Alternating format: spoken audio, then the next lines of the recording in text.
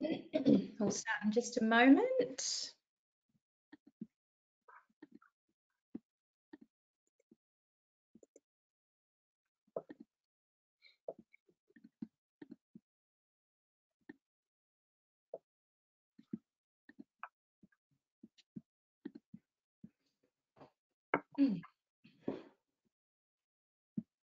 Okay, 10 o'clock. I think we can get started.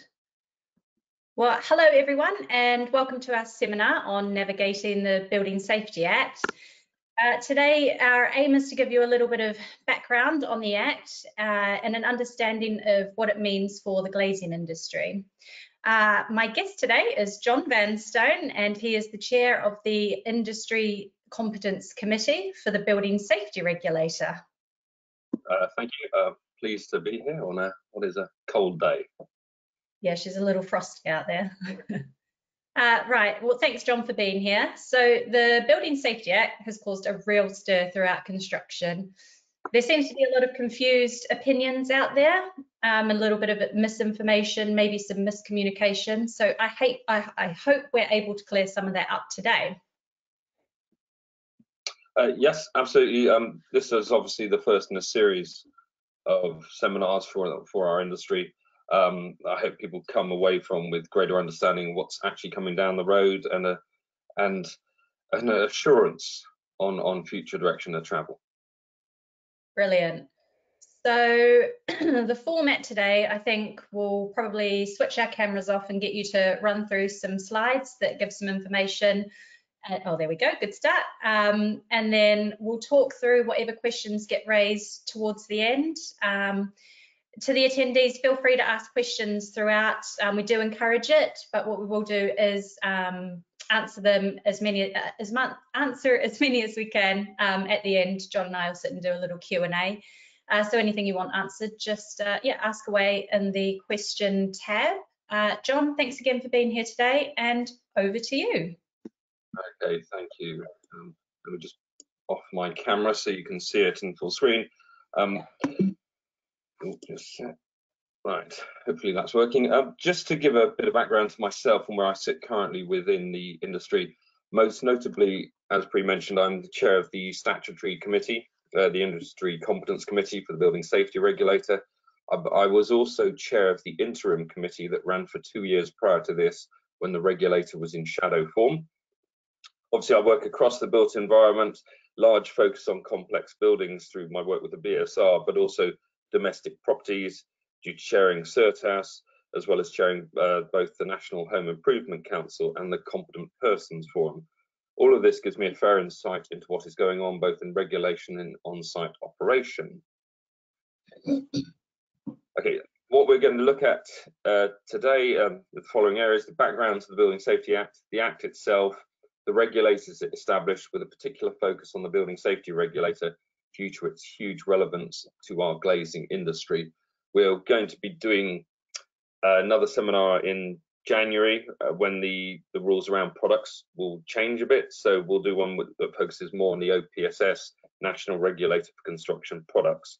But today, though, I will also talk on the committee structure within the BSR, look at the key aspects of the regulation and BSR activity that we need to be aware of, in particular duty holder regime and the evolution of building control. Then a quick look at competence from the BSR perspective into industry, as well as the overall implications this has for our sector. Now, quickly looking at the background, 14th of June 2017, the Grenfell Tower fire, killing 72 residents in the worst residential fire since World War II. There's been a large ongoing investigation by the Metropolitan Police and other agencies. Corporate manslaughter, breaches of the building safety regulations, and other potential offences are all being investigated. In July 2017, the Independent Review of Building Regulations and Fire Safety was announced by government, led by Dame Judith Hackett. Its purpose was to make recommendations that will assure a sufficiently robust regulatory system for the future. In December 2017, there was publication of an interim report. The interim report set out 6 broad areas for change, ensuring that regulation and guidance is risk-based, proportionate and unambiguous, clarifying roles and responsibilities for ensuring that buildings are safe, and improving levels of competence throughout industry. In May 2018, the review's final report with 53 recommendations from Dame Judith was published. This included new, more stringent regulatory regime for England with rigorous enforcement powers, and we'll come to that later, a gateway system of oversight for construction of higher risk buildings, addressing poor levels of competence across the entire system, ensuring residents' voices are at the heart of any new system, stronger change process control, and mandatory incident reporting within HRBs. There was also the golden thread of information and regulation of whole buildings in relation to fire and structural safety in occupation. In May 2018, the day before this report was published, there was a formation of a group called the Competence Steering Group, often termed CSG. This was set up under the auspices of the Industry Response Group, which was jointly by the Ministry of Housing, Community and Local Government, which is now referred to as DLUX, its Department of Levelling Up Housing and Communities, Build UK, Construction Industry Council, Construction Products Association, and the National Fire Chiefs.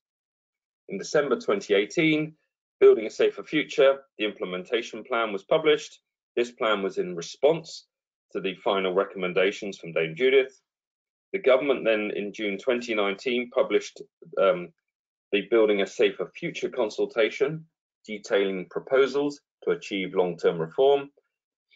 The CSG in August then invited comments on its first interim report, which was called Raising the Bar. This sets out measures to improve competence in the design, construction and fire sectors. The aim of the CSG is really, this is industry responding to what government says. So at this time, there was a real pair between the government making its statements with its independent review and then industry responding through the CSG. The consultation that they launched contained proposals for overseeing competence requirements for all buildings and broke down into specific areas of construction and in-occupation management. In April 2020, government published its response to the Building a Safer Future consultation, setting out how it intends to deliver reforms to the building safety regulatory system. I realise this is quite a long thing, but this is just to give people background. In October 2020, Setting the Bar, which was the second report of the CSG, and then on 5th of July, the Building Safety Bill was introduced to the House of Commons. Government also published an industry fact sheets to provide information about provisions within the bill, a transition plan, and indicative draft secondary legislation.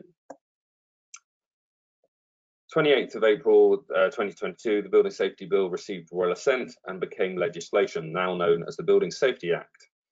One of the primary points and requirements of the Act is to manage building safety risk, which is a risk to the safety of people in and about a building from structural failure or the spread of fire. It established two new regulators, the National Regulator for Construction Products within OPSS for the whole of the UK, not just England, and of course the Building Safety Regulator, which is actually just for England, although it does work with devolved nations. BSR is working on an agreement to work closely with the OPSS on construction products for research and enforcement purposes, and that's still going through. In April this year, we saw the official launch of the Building Safety Regulator, and in October, full implementation of the Building Safety Act.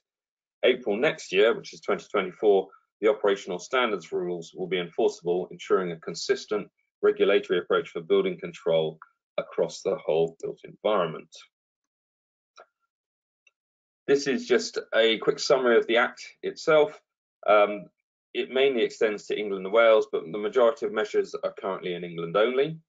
Some measures apply in Wales, Scotland and Northern Ireland as well, though, such as the New Home Ombudsman, the Construction Products and the Architects Registration. Building Safety Act is often termed the most significant legislative bill since World War II. The new Building Safety Regulator has responsibility for safety in all buildings and acting as the regulator in high-risk buildings.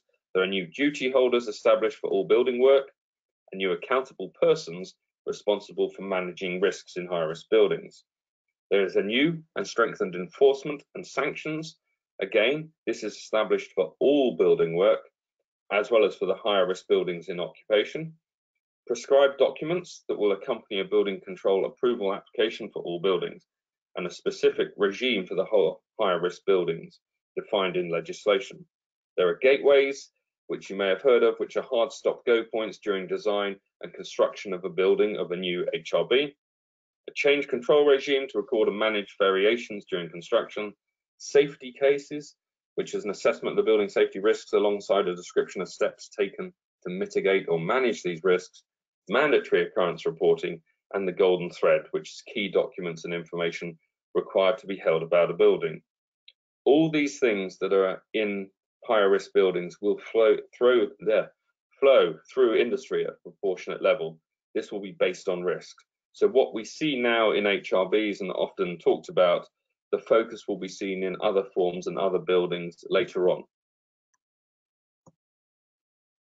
Now moving to the regulator, the Health and Safety Executive, as the building safety regulator, is responsible to ministers and ultimately to Parliament for its performance.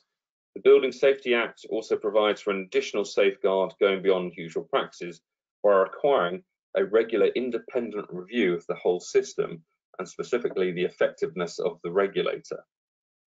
The independent review will provide another source of oversight and transparency over how the BSR delivers its functions. As noted, the BSR is part of the HSE, using amended powers in the Health and Safety at Work Act 1974. Philip White is now HSE's Director of Building Safety, who is leading the Building Safety Regulator on a permanent basis as of this week as the Chief Inspector of Buildings. And Philip's been in post since April after the original Chief Inspector of Buildings, Peter Baker, retired. BSR also released this week its strategic 3-year plan, which I would urge people to have a read as it gives an idea of direction of travel. It's relatively succinct, so it's, I think, 27 pages, so it's not a long read. What, though, it does detail is the fact of the BSR's mission, which is that we want to improve the safety and standards of all buildings, make sure residents of higher risk buildings are safe and feel safe where they live, and help restore trust in the whole of the built environment sector. BSR is intending to do this by delivering consistent standards within the building control profession, overseeing and driving improvements across the built environment, regulating planning, design and construction of new high-risk buildings, and ensuring those who are responsible for HRBs manage risks so that residents are safe and feel safe in their homes, as well as then working in partnership with other co-regulators. The BSR is responsible for overseeing the safety and performance of all buildings in England and must keep under review the safety of people in or about buildings in relation to risks as regards buildings and the standards of buildings. BSR is the Building Control Authority, as noted, for the HRBs, which broadly are buildings with at least 2 residential units that are at least 80 metres in height or at least 7 stories. During design and construction, BSR will be responsible for overseeing compliance with building regulation requirements. During occupation, though, BSR will be regulating those who are responsible for the management of building safety risks, which are the spread of fire and structural failure. Sorry, excuse me. BSR will oversee and monitor the performance of all building control bodies in England. Gosh, too much to say. Okay. Right, sorry, just taking a quick break there. BSR will oversee and monitor the performance of all building control bodies in England and the competence of professionals delivering the functions. BSR must also provide assistance and encouragement to facilitate the improvement of competence of those working in the built environment. BSR, as noted, will make strong relationships with other regulators, such as Social Housing Regulator and Housing Ombudsman. They will be sharing information, expertise and data, and BSR will work with them and other government bodies in delivering on our mutual aims to improve safety and ensure best outcomes for residents. In addition, BSR will also work with the fire and rescue authorities that have a duty to enforce the provisions of the fire safety order in regulated premises. Local authorities who have a duty to keep housing conditions in their area under review. In addition, local authorities act as building control bodies to check that building regulations are being complied with, as well as the OPSS, who have responsibility for the National Regulator of Construction Products. This will lead a coordinated approach to market surveillance and enforcement across the whole of the UK. Quick look at the timeline. This is the activity since the start of 2023 within BSR. It should be noted that in December 2022, the Building Advisory Committee and the Statutory Residence Panel were both launched. The BSR conference was in March, which launched the regulator. This coincided with the transfer of authority and people from DLUC to the BSR, as well as standing down of the Building Regulations Advisory Committee, with the majority of its work transferring to the building to BAC. In April, we started the Register of High-Risk Buildings, and BSR started oversight of the built environment, which included technical building standards, as well as publishing the building control standards. In July, the Interim Industry Competence Committee stood down, transferring all its information and work to the Industry Competence Committee, which then stood up in September. September was also when the Building Safety Regulators charges regulation and the charging scheme were introduced. In October, the new duties on accountable persons for occupied high-risk buildings, as well as BSR, became formally the building control body for design and construction of HRBs. And with this, the register of building control inspectors and building control approvers were open. 6 months later, these registers in April 2024 will close. And fundamentally, if as a building control professional, if you are not on the register, you cannot practice in England unsupervised. The BSR then operationalises to full activity and use of its powers throughout 2024.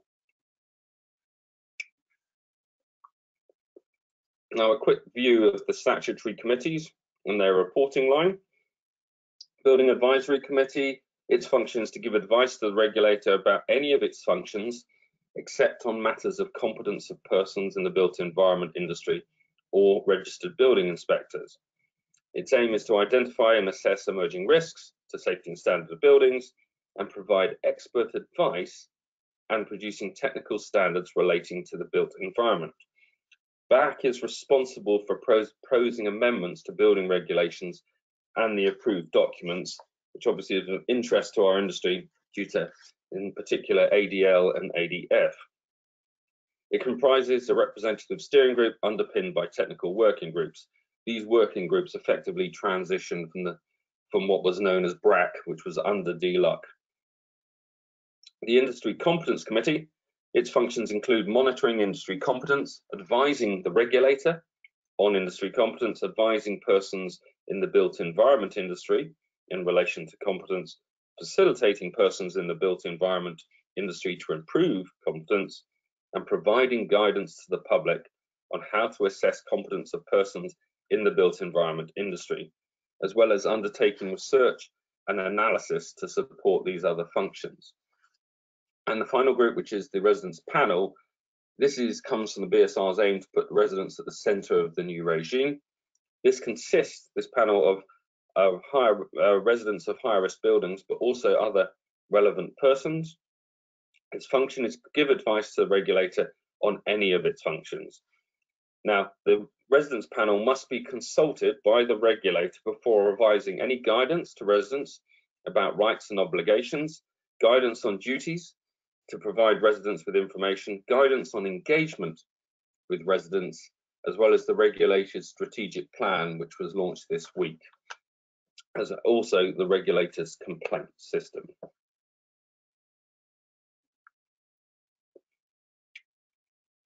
Now, there's been a lot of talk in industry about duty holders and their relevance. The three main duty holder roles are principal designer, principal contractor, and the client. The aim being from all this is to change the culture that will be highlighted in the Grenfell Independent Report and Public Inquiry to create a greater emphasis for buildings to be built to the design. Their general duties are to plan, manage, and monitor the work to ensure building work complies with building regulations, to cooperate with other duty holders, which basically means share information, have effective routes of communication, support others in achieving compliance with the regulatory requirements imposed by the new regime for high-risk buildings. This includes meeting Gateway 2 and 3, the Golden Thread, and the mandatory occurrence reporting requirements. Also, it is to ensure that they appoint people that are competent, which means have the necessary skills, knowledge, experience, and behaviours, and where organisations are involved, the appropriate organisational capability to carry out design work and building work they're engaged to do, and only undertake work within the limits of competence. Now, at the top, the client, where there are a number of firms working on different aspects of the project, the client will be responsible for appointing the principal designer to be in control of design work and a principal contractor to be in control of building work. Client provides information to every designer and contractor on the project and has arrangements to ensure that information is provided to designers and contractors to make them aware that the project includes any high-risk building work. The job is also to cooperate and share information with the duty holders. The client therefore effectively has a critical role by setting tone and expectations for building work and projects. They're aimed at encouraging a collaborative approach. As noted, they appoint the principal designer and principal contractor. They undertake allocation of sufficient time and resources to put in place any management requirements. The client also ensures that suitable arrangements for planning, managing, and monitoring a project are in place. The client is there to provide building information as soon as practically possible to every designer and contractor on the project. Now, often when this is drawn, the designer and contractors aren't included, but it's worth noting because they are also in the Act. And a designer effectively means any person, which includes a client, a contractor, or other person referred to in regulations, who in the course of their business carries out any design work, arranges for, or instructs any person under their control to do so. The principal designer, and that's the PAS document that actually gives the framework for determining competence activity, means a designer appointed by the client to be in control of all design work. And under the Act, the building safety regime, it's similar to CDM regs. It takes this very broad view that anyone designing, planning, or in detailed pre-construction or on-site risk management work will probably be a designer. The principal designer themselves should be a designer with influence over design decisions. Their coordination does not mean being an expert in every design specialism, but they should understand the building regulations and they should help contractors demonstrate that all elements are built properly. Designers and contractors are legally obligated to ensure the client understands their duties prior to commencing work. The contractor on the right-hand side means any person who in the course of furtherance of a business carries out, manages, or controls any building work, so it can be applicable to anyone working on site. The principal contractor, though, is a contractor appointed by the client to be in control of the whole project during construction phase. The principal contractor takes on the role to coordinate the works on a project.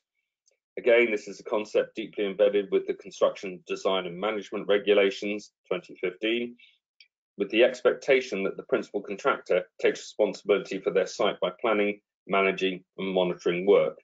As you'll see, there's a lot of repeats between the two areas. All the expectations within CDM for principal contractors have basically been cut and paste, so they have to take the same steps and follow the same processes to ensure requirements of the building regs are being met, as well as the requirements for health and safety law. The principal contractor oversees responsibility to comply with the building regulations. They coordinate matters relating to building work and ensuring the work is in compliance with all regulation.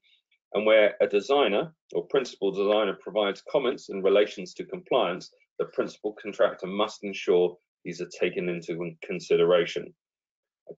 A principal contractor is also responsible for effective record keeping of design changes to a high level of detail to be incorporated into the golden thread, which is right in the middle of the diagram.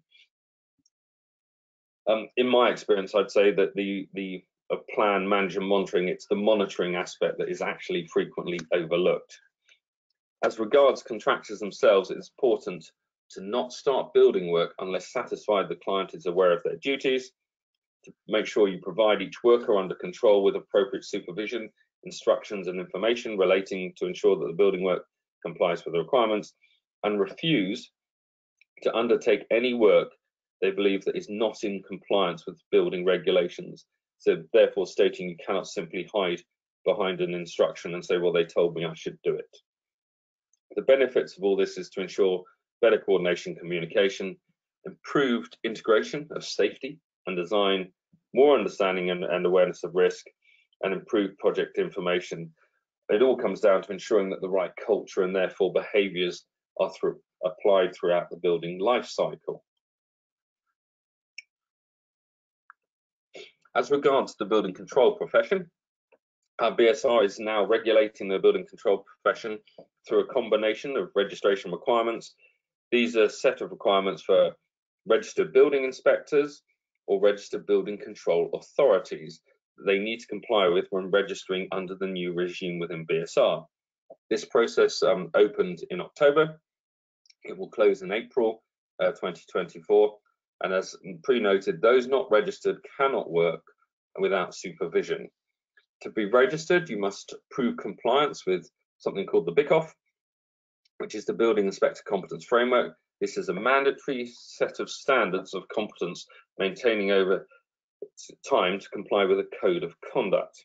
The code of conduct and professional conduct rules compliance will be monitored via CPD returns, via audits and complaints, and BSR as the regulator may then decide to take enforcement action where warranted. And finally, also the application of the operational standards rules. The aim is to ensure that both private and public sector building control bodies are operating to the same level of competence that is required for the future.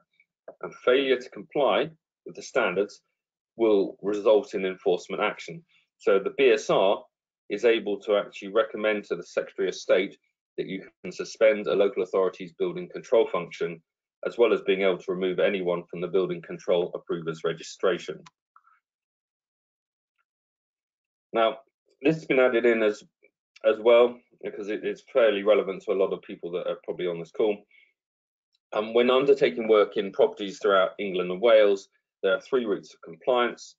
There's public sector building control or local authorities, as we know them, via an approved inspector or through a competent person scheme. There is a huge amount of work done by CP schemes such as CERTAS, accounting for over 3.5 million jobs a year across various sectors in the system. This has now all been running for over 20 years, and as the BSR controls public and private sector building control, so does it now oversee competent person schemes. The 2 statutory committees of BAC and the ICC provide governance for the schemes, with other key stakeholders such as government departments, LABC and UCAS. Currently, the mandatory technical competencies, often known in our industry as MTCs, are being updated to align with requirements related to the Building Safety Act and the need for greater compliance of evidence. In addition, the controlling aspects of competent person schemes, known as the conditions of authorization, will be reviewed next year to ensure that the whole system is robust and effective. The aim of this is by locating all elements of building control regime within one regulator. This enables oversight of all work being undertaken, which will also help highlight the work that is done outside of regulation. And as the system gains maturity and develops, the aim is for it to be harder for those who choose not to comply to operate, combined with the additional incentive of a much increased enforcement capability within the whole regime.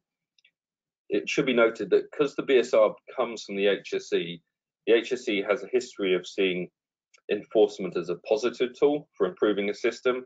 We've seen it already with online health and safety, and powered by provisions within the Act, this can relate to significant sanctions and enforcements. There is an aim within the regulated sphere, though, to make it harder for those who operate outside, as opposed to seemingly focus only, as probably many say, historically on those who choose to comply. This is combined with a restructuring of fees relating to building control department work, so as to ensure an effective system. And I'll do a quick bit on enforcement later. As regards HRBs, only the building safety regulator has the authority for these buildings throughout England. It operates, as said earlier, through a gateway system. Planning Gateway 1, which has two key elements, is to require the developers to submit a fire statement setting out fire safety considerations specific to the development, with a relevant application for planning permission for development, which involves one or more buildings, as well as to establish the health and safety executive as a statutory consultee. Planning Gateway 2 is the pre-construction phase. An application will need to be submitted to the BSR together with required supporting documents. The BSR engages a multidisciplinary team to consider any application, consulting and providing information to the relevant fire and rescue authorities. BSR has 12 weeks from any date of application, as well as any agreed extensions, to decide whether to approve, give conditional approval, or reject. It will be an offence to operate, to work, to commence before the BSR has given Gateway 2 approval. If approval is given, the BSR will operate a bespoke inspection and enforcement regime for the works. And during construction, any major deviations from the original proposals will also require the BSR's approval before being undertaken. This is effectively known by many as hard stop 2. Other changes, any changes, will also need to be notified. Then the final gateway, Gateway 3, is the completion certificate application.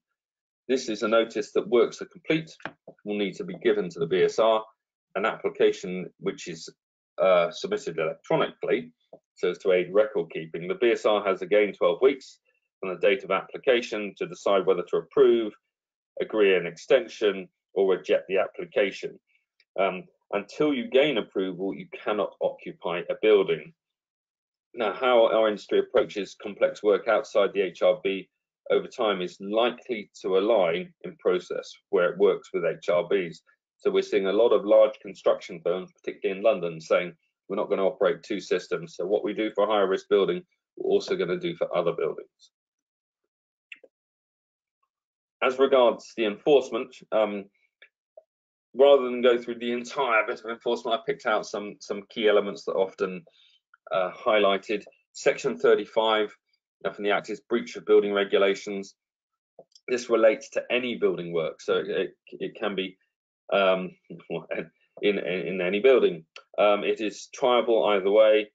There is a time period for enforcement extended from 2 years, which it was originally, to unlimited.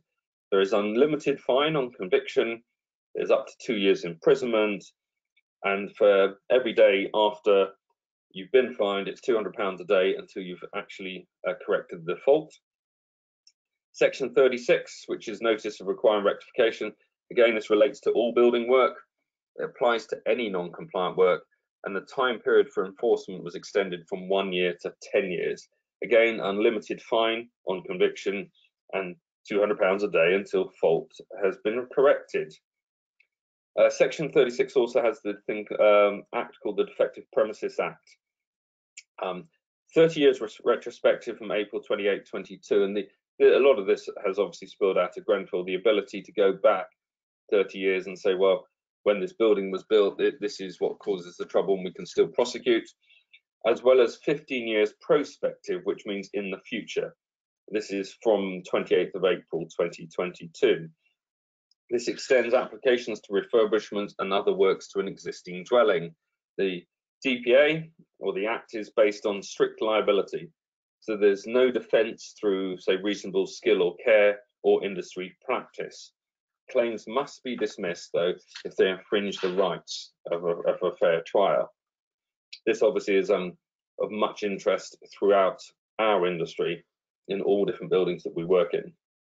Section 38 is civil sanctions, and this is claims for damages, injury or loss caused by breach of regulations. 15 years again from April 28, 2022, and it's based on a balance of probability, so the term of civil burden of proof. There are also a number of other new offences in the Act relating to building work. Stop notices where failure to comply may lead to criminal prosecution. Compliance notices, so served on a person who is likely to or has contravened building regulations. Failing to comply may lead to criminal prosecution, again up to 2 years in jail, and also contraventions giving rise to a risk of death and serious injury. This applies to all building safety risks, particularly in HRBs and the immediate environment, and again unlimited fine and up to 2 years in imprisonment. Providing false or misleading evidence to the BSR is also, and this is based more on intent or recklessness, again unlimited fine and up to 2 years in prison. So the enforcement aspect of this whole regime has changed. Competence, which is my particular area of interest due to where I sit in the structure, the Industry Competence Committee recruited experts across the sector, established earlier this year, and replaced the interim Industry Competence Committee. ICC oversees compliance in all buildings, creating expectations and demands on industry to meet. This will impact manufacturers, designers, installers, building control, etc., etc. Industry must ensure that people are competent with necessary skills, knowledge, experience, and behaviours to deliver the role they are performing. Organisational competence also needs to be demonstrated as regards the capacity and capability to undertake work. As regards promoting and improving competence standards essential to safety, ICC will focus and assist those working in the built environment to make significant changes that ensure competence of individuals is prioritised. BSR is working directly with the ICC to understand any strategic opportunities and targeted interventions. It's aimed most likely to change behaviours across multiple built environment sectors that are required to deliver a sustained cultural change. ICC is going to work to ensure confidence is gained and retained in the competence of individuals in the built environment. Its aim is to protect health, safety and welfare and well-being of people, and it requires competent individuals to design, develop, construct and manage buildings which are safe to live in and ensure suitable outcomes. ICC is also set up as a form of critical friend. It's able to assist those working in the built environment who are developing and facilitating forums and initiatives to aid continuous improvement, as well as providing advice and guidance on good practice on competence management frameworks. The Building Safety Regulator itself is responsible for publishing and maintaining the MTCs for installers working under competent person schemes. This activity is handed to the ICC, who will also help review the conditions of authorization that controls the schemes. The ICC also takes on the running and updating of the notification system as the Building Safety Regulator commences its role as the Building Control Authority. Effectively under BSR leadership, those working in the built environment will take ownership for identifying and addressing key sector issues, considering residents and other users of the built environment, and ultimately becoming more accountable and responsible for managing the risks they create. ICC does expect to see those working in the built environment engaging and investing in activities to raise and enhance competence. It's looking to help create a culture where obtaining the necessary competence will be seen as a core requirement across all levels of the workforce, which will bring about an improvement in all related aspects of building work. It should be noted that the ICC is also supported by a group called the Industry Competence Leaders Forum. This is currently chaired by myself, where we meet with other key bodies such as the Construction Leadership Council, BSI, the Construction Industry Council, Build UK, and several government departments.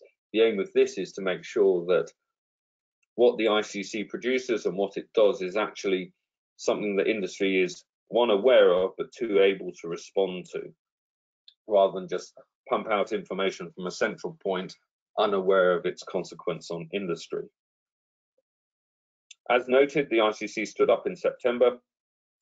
It has many broad aims that align to requirements in the Act, continuing the work started within the interim committee and developing the evidence base on competence and industry frameworks.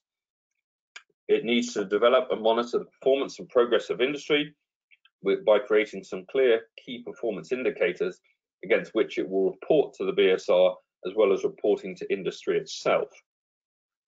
As well as setting and communicating expectations, it will be supportive in developing frameworks and the related guidance. The aim is really, as noted earlier, it's to be a critical friend to those who are looking to improve. The requirements for the rate of change obviously is considerable, and we're now seeing a much greater requirement to be able to demonstrate competence with the launch of the Building Control Register. Quick overview of the current ICC structure. It has already established its Building Control Competence Working Group. This looks at the whole building control regime and ensures the embedding of standards and the Building Inspector Competence Framework. In January 2024, the Competence Steering Group will become a working group of the ICC. CSG has a number of working groups that can form an important link into industry for the ICC.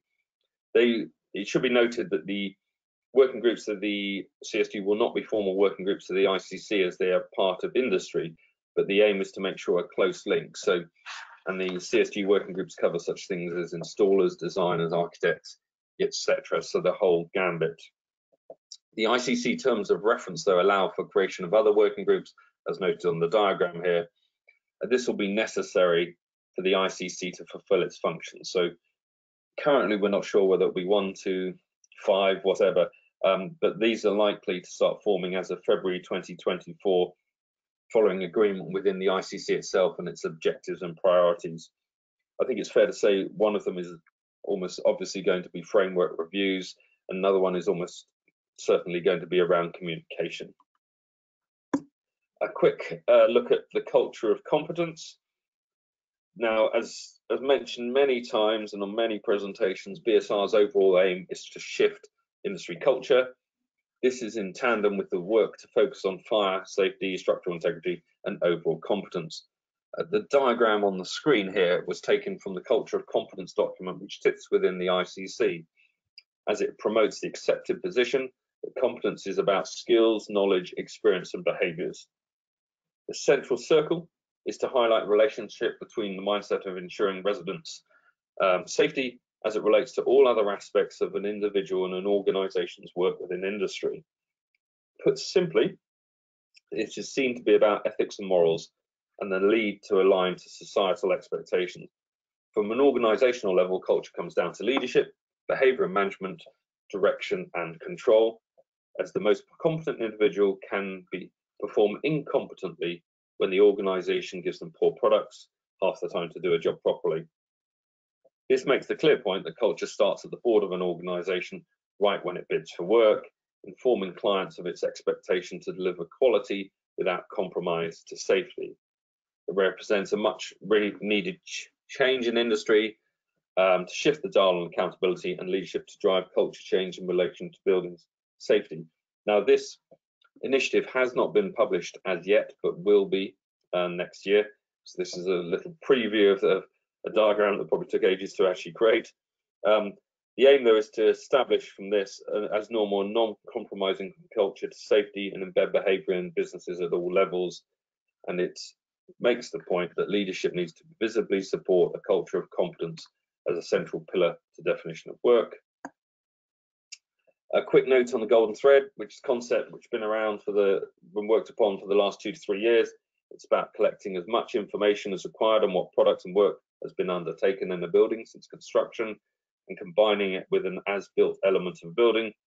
This data requirement will flow through construction and will create demands for insight into work being done even at domestic level. For those working in residential homes, there is an expectation for a greater data collection, which will include such things as the type of building you're working in, potentially location within, what products you are using. All this will be connected also back to the National Regulator of Construction Products. So as an installer, I'd suggest that to collect more data, including photos, to prove the work you've done is done correctly. It will protect you in the long run. Moving quickly to our own industry, as we can see, the expectation on industry is considerable, and the BSR and with its drive for greater competence will affect all areas. Information will be distributed through bodies such as the Competent Steering Group to ensure industry understands these requirements. It will also go through the Competent Person Scheme, so members of bodies such as CERTAS. The aim is not to make the changes a burden, but today we know not enough is done to prove the competence of business and individuals, as well as how they behave. This needs to be changed. BSR is going to work with regulators to impact those who think they can work around the system, which will help the resolve of those who have to date and will continue to do things correctly.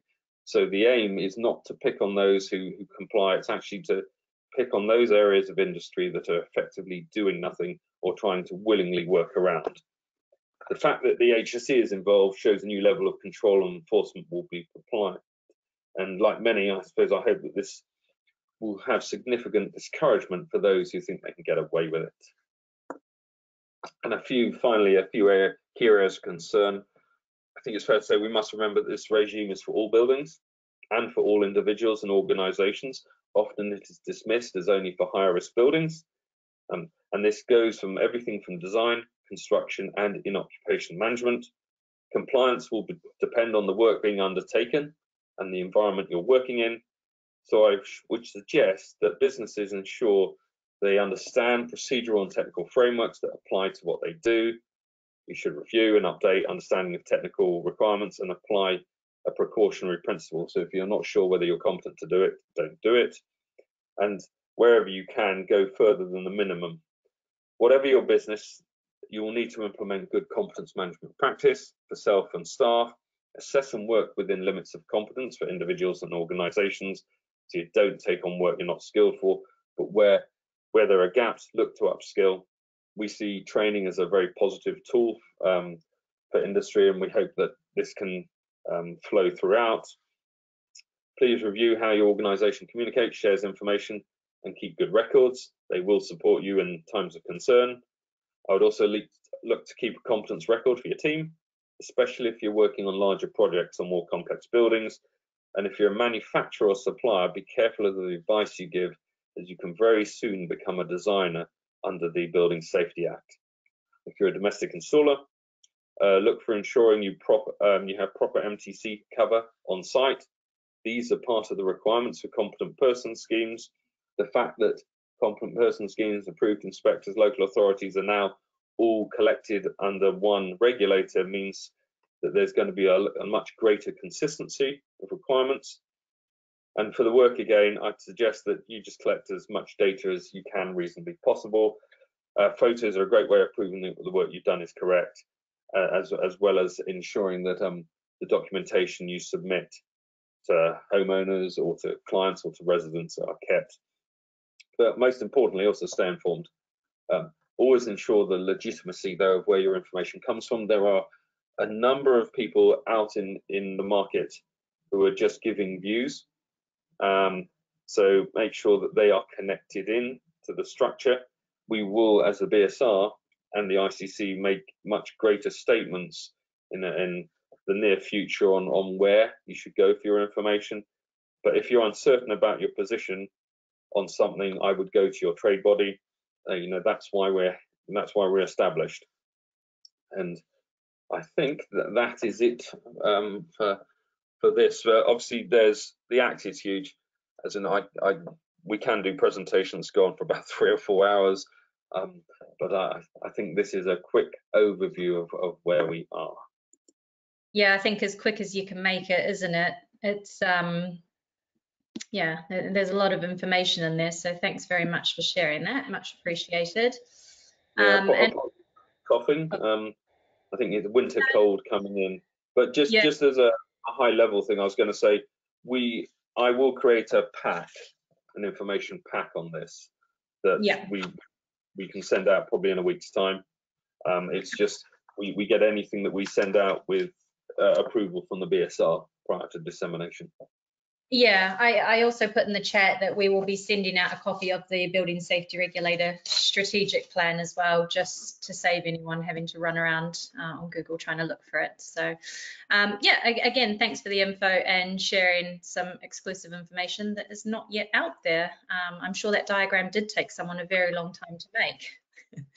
Right, so I've had a few questions come through, so I'll ask as many as I can, conscious of the time. Everyone's got busy lives, that sort of thing, so I'll just get straight into it. You mentioned that it's all buildings that the regulator are looking at, but there seemed to be a bit of a focus on HRBs. So this is kind of like a double question. Will this really affect domestic installation work? And as a window and door company, do we need to register with the BSR? Yeah. Well, yes, it actually affects all elements of the built environment. So obviously due to Grenfell and the seriousness of that, there's been a lot of focus on the higher risk buildings, but the regime is for all buildings, as in, so the ICC is responsible for the competence of anyone, and I think that's like, I don't know how many, I think 3 million people or whatever that are connected into the construction and home improvement industry. So the second part was as a window. As a window and door company, do we need to register with the BSR? No. If there will be connection points in, as an installer, the BSR is quite keen that you register with competent person schemes. That's why we've taken them in. Manufacturers, there is no registration requirements, but there's going to be connection points that come from the regulated construction products. There will actually be some new regulation that relates to products out in January, which will have quite a potential impact on industry, particularly on markings. So we will pick that up in January. Okay, we've got a few coming through, so I'm just gonna push on really quickly. How will the annual on-site audit regime change? Is that an installer? I believe so. It's someone concerned with installers, yes. Okay. If that's a competent person scheme question, the MTC documents, which they should be the new ones published this year. So really, we've only got December. There is a forum that controls competent person schemes that meets next Monday, where we'll be talking to them about the publishing the new documents. I would say, as regards your annual audit, it does depend which body you are in our industry, because they do it a number of different ways. I know that CERTAS will be using a lot of CPD information. It has its forum, and I can only answer in that space. The way that they do it and the CPD information and the fact that they've got it registered as appropriate means that the audits won't really increase. But what they will have to do to support that is ask for more information. So it will be probably greater insight into your team and how you do things. But that doesn't mean you need on-site audits. FENSA might take a different view. I haven't really spoken to them on that. But one of the things that I think has come out and is important for industry, there is a much better relationship between CERTAS and GGF, as well as GWA in recent times. And I would hope that as an industry we can give out information that says, doesn't matter which way you go, this is what you're faced with. They might take a slightly different approach, but that's what we're trying to get to. Right. Right. So I think we've got a couple more coming through. So you've been quoted as saying earlier, we cannot hide behind an instruction. I think that's from a client. If working for a main contractor and we want to refuse the instruction, do we contact the BSR to complain, as contractually we cannot refuse an instruction? It would depend on why the refusal.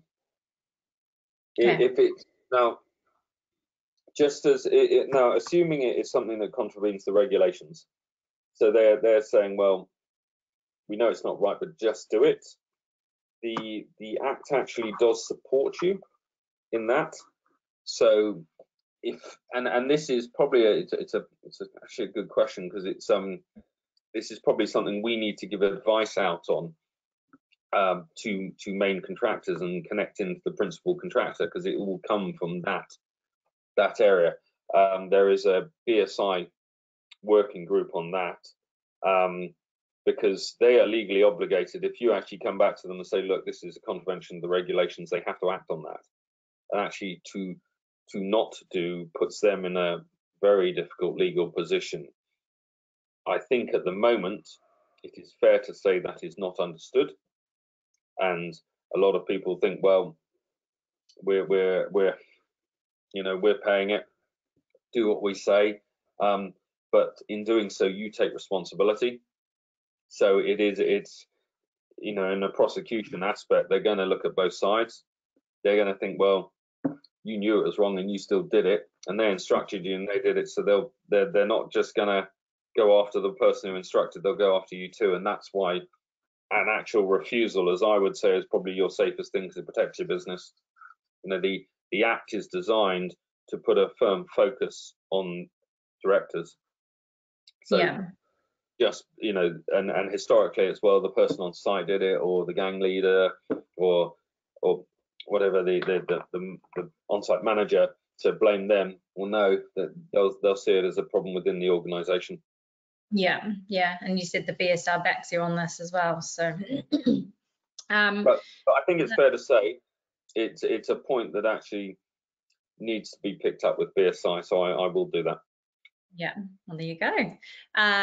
So thank you for that question. How will this help to drive better product quality from manufacturers? Well, yes, as I said, that there is going to be some changes around product regulation in January. Yeah. The OPSS, who is responsible for products, the Office of Product Safety and Standards, who runs the product regulator, are working with, there's a CCPI, Construction Code for Product Information. So the aim is to get more data on products so that there can be a better oversight. As in, it's fair to say that when you work in any job that you do, it comes down to the environment, so the building, the people who are doing work, and the products you use. And historically, if you take domestic windows, for instance, when we notify, we say, I'll put in 4 windows and a door. We don't actually say windows. And so it is highly likely that they're going to start saying, right, we want to know what you actually installed. And this is just not glazing, this is everywhere. EV charge points, battery storage units, heat pumps.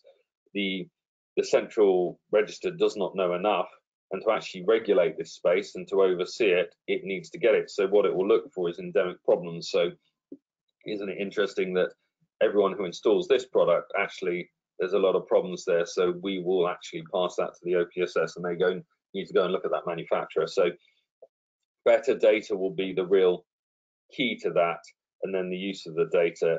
There is a significant commitment from another number of government departments on this. Home Office, due to security aspects. What was BEIS, because it affects energy performance.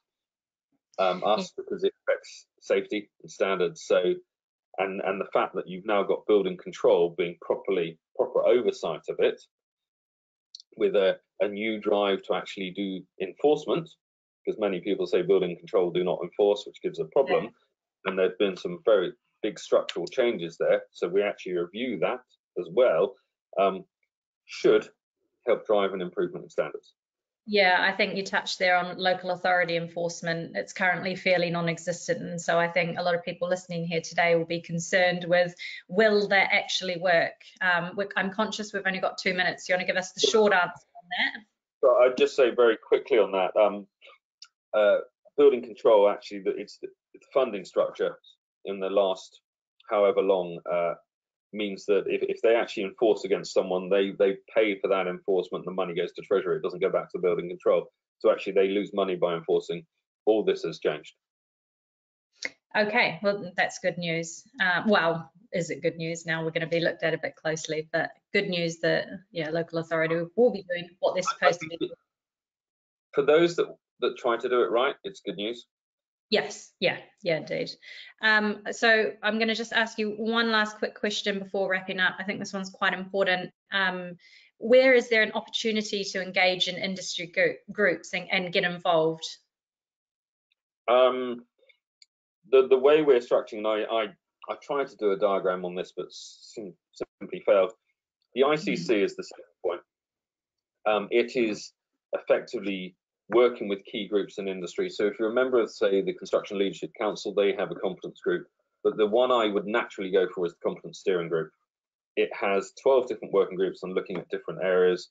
If it's an installer asking the question, there's a working group 2, which breaks down into different areas of the environment. I think the one that is closest connected to us is what's called the Joint Competence Initiative, JCI, which looks at the building envelope. There's a lot of groups meeting under there, and that's a great way, one, for information, and two, to actually get your points across, but also your trade bodies. Naturally, CERTAS has a very strong connection. It should do, but we're also intent on making sure that also applies to, say, GDF. Yeah. Lots of sharing of information. Right. Well, it's 11 o'clock, so I'm going to wrap it up there. I hope everyone enjoyed. Oh, sorry. It's only someone messaged me on something. What's that? Period of liability. The question of IBGs, and because there's and I've seen it a few times recently as well. Because the period of liability has changed, I've been asked several times, does that mean the IBG requirement will change in our industry? That comes from the conditions of authorization. So when we say we're reviewing that early 2024, that very point will be looked at. Currently in our industry, we say 10 years. That doesn't actually match the requirement. The requirement is 6, but that requirement came after our industry was operating in the space. So it came after, because it relates to the Consumer Rights Act, whereas our industry started using CP schemes in the early 2000s. We will look at this whole thing around 15 years and what is reasonable. But the key element that we say as the regulator is its proportionality. So just because it says it's prospective up to 15 doesn't mean that then becomes the requirement. But there will be a lot of information out on that. It will also, that review will also take in requirements relating to Trustmark and MCS if you work under those banners. Okay, brilliant. Thanks for that extra little bit of information, and that's what we're here for. So thank you for your time today, sharing your very valuable insights. To all our attendees, I hope it's been an enlightening session, and we do appreciate your participation. We will be providing more detailed information within the next week, so keep an eye on your inboxes for that. Like I said, we'll also include the Building Safety Regulator Strategic Plan. For anyone who's interested in exploring other related topics, we've got some exciting plans ahead in 2024 where we'll be featuring our resident government expert, Mr. John Vanstone, to discuss various aspects. I think another big one is the Future Homes Standard. So yeah, we'll look at that in the new year. But if there's anything else you're interested in, please let us know. We're happy, to collaborate on this a little bit. And once again, thank you to all our attendees. Your enthusiasm really does fuel our commitment to providing such valuable content. Look forward to having you join us in the future sessions. Thank you all, and have a wonderful rest of the day. Cheers again, John. Take care all. Bye.